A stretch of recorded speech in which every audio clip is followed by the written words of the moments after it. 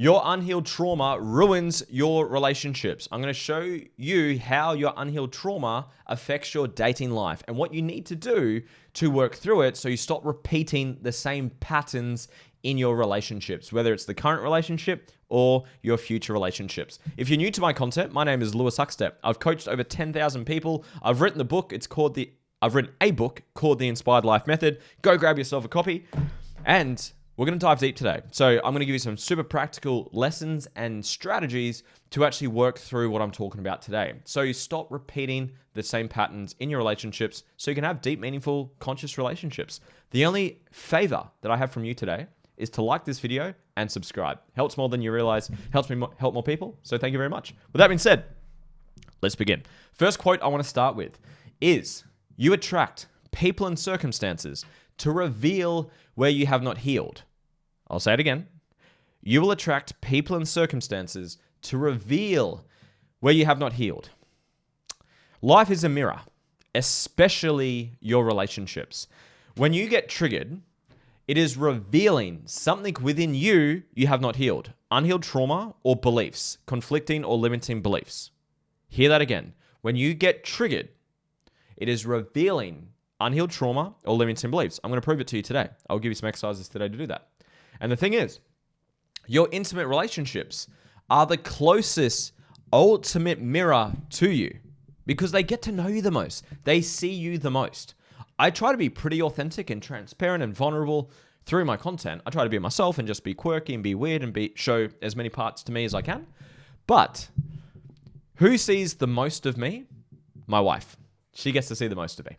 The parts of me when I have shame come up, when I have trauma come up, when I have insecurities come up, when anxiety comes up, when the dog's pissed on the carpet, when we've had financial pressure, when we've had to move house, when the laundry, the washing machine's broken, all those things.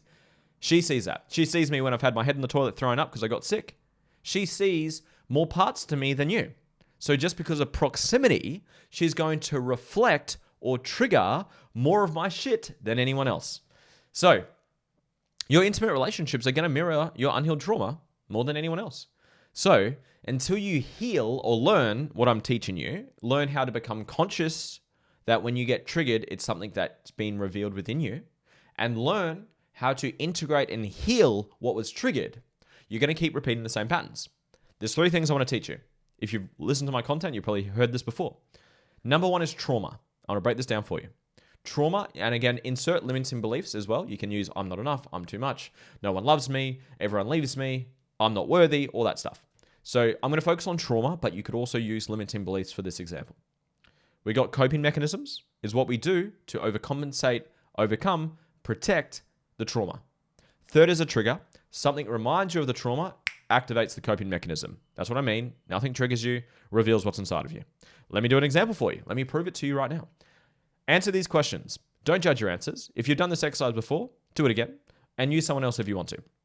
I'm going to use your parents. If you've done it before, you can use a partner. You can use anyone, to be honest. Anyone that you have negative emotional resistance towards, you can use that. But I'm going to use your parents. Don't judge your answers. Even if you love them, even if they've passed away, still answer the questions. First question. Think of dad, whoever played the father figure role for you. In a 1-word answer, what's the one thing that you dislike most about dad? It will be a trait, a behavior, something he did or didn't do.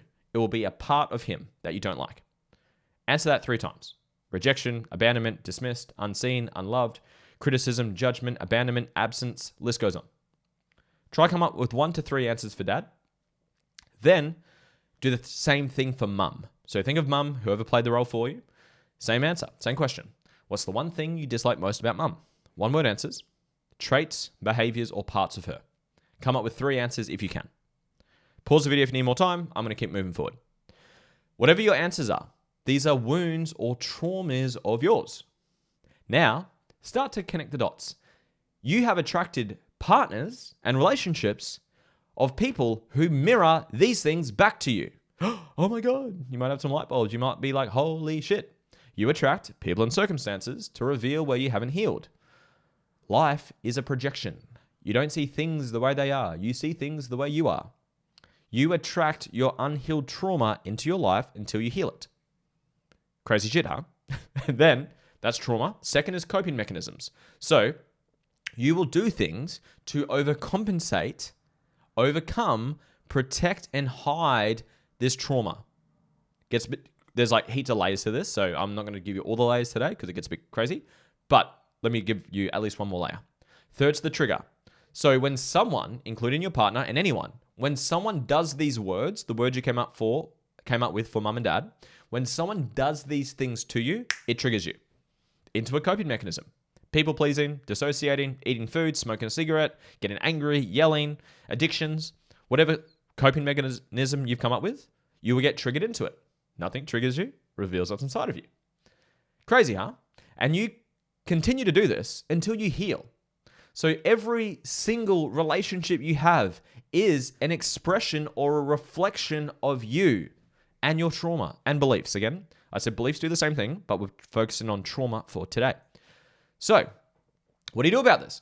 You heal from it. You want to do a healing process, integrate and heal the wound. How do you do that? Find a coach, find a therapist, find someone to work with to do the work. I do that for my clients. I've got thousands of testimonials of helping people heal from sexual abuse, control, manipulation, anger, being dismissed, being controlled, being manipulated, all the things.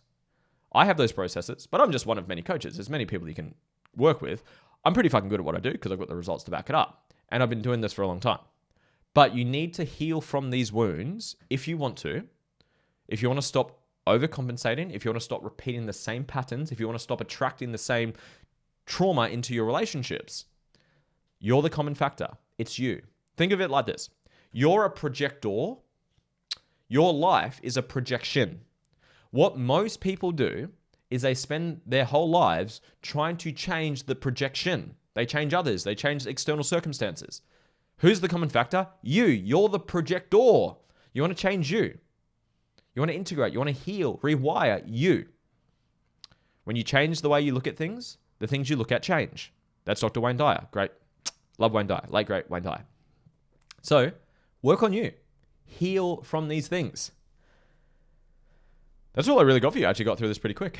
I thought this was going to go for longer. So if you want to stop attracting your unhealed trauma into your relationships, heal from the wounds. My balancing process is what I do. I have a version of it in my book. You can start with my book. I have a free trial and a one-on-one call with me down below. You can grab that as well. Here's another question I can ask you. In a one-word answer, don't judge your answers. In a one-word answer, what are you most scared to be seen as? Answer the question. What are you most scared to be seen as? Whatever part of you or behaviors or traits came up are more wounds of you. So these are things that you try to hide from your partner. These are parts of you that you shame yourself for. I'm throwing some big fucking shit at you right now. So well done for handling what I'm saying to you. I like this line as well. Self-growth or healing is learning to love all parts of who you are. Really good, huh? Really good. When a baby is born, what parts of a baby is worthy of love? It's an obvious answer. Don't overthink it. All parts of the baby. But those words that you came up with for mum and for dad and for you, the ones I just asked about yourself, what are you most scared to be seen as? All of those answers are parts of you you don't love. You think they're bad. You shame yourself. You try to hide these parts of you from your partners. And then when they see them, they reflect them back to you, they trigger you, and you actually judge them for the same thing. Because what you judge others for is a part of you. Bonus question for you. Think of someone, don't use mum or dad, and don't use yourself. Think of someone that you don't like. Might be a boss, an ex-partner, current partner maybe, siblings, who knows. Think of someone that you don't like. And don't judge your answer. I know you're super loving, but if you had to answer it, what's the answer? In a one-word answer, what's the one thing you dislike most about that person? It might be one of the words from mum and dad or a word of yourself, or it might be a new word. That word you come up with, the thing you dislike most about this person, is another wound of yours. It's more trauma. So many. Heal them, please. Because what you judge others for is a part of you that you judge, that you don't love. And you continue to attract people to reflect that back to you. I hope this is landing. So if you got value, please like, please subscribe, please share it with your partner to help them understand this as well. Because until you heal, you'll keep repeating the same patterns. Your relationships are mirrors and expressions of your unhealed shit. So please take the gift of awareness, because the trigger is the gift of awareness, for you to find the parts of you haven't healed yet, so you get to go heal them. And then when you heal them, I probably should have said this earlier, when you heal through the trauma, the wound, when you integrate it, the triggers and coping mechanisms go away.